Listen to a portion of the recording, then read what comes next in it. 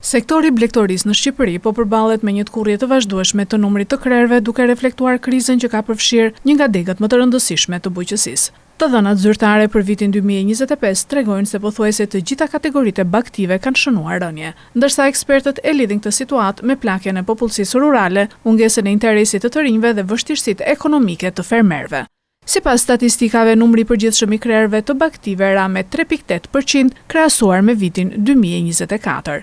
Rënja më e ndjeshme është regjistruar tek të imtat, ku numri deleve dhe dhive ul me 56.000 krerë ose rreth 3%, ndërsa sektori derrave pësoi goditjen më të fortë me një tkurrje prej 28% nga 104.000 në vetëm 75.000 krerë brenda një viti.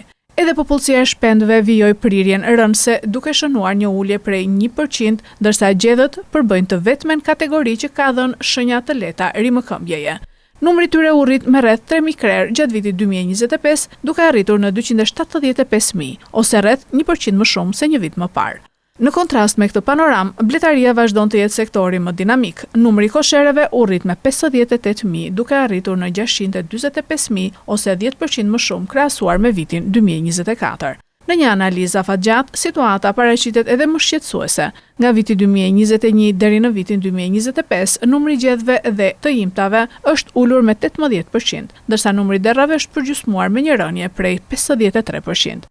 Ekspertët e lidhin këtë tkurrje me faktorin demografik, pasi shumë fermerë të moshuar po e praktisin aktivitetin për shkak të vështirësive fizike, ndërsa brezat e rinj nuk po e shohin blegtorinë si një sektor tërheqës për të investuar. Situata rëndohet edhe nga kostot e larta të prodhimit dhe vështirësitë për të shitur produktet me çmime konkurruese, duke bërë mbajtjen e baktive gjithnjë më pak fitimprurse. Nëse kjo prirje vazhdon, blegtoria shqiptare rrezikon të përballet me një tkurrje dhe më të thellë në vitet e ardhshme, me pasoja të drejtpërdrejta për prodhimin vendas dhe sigurinë ushqimore.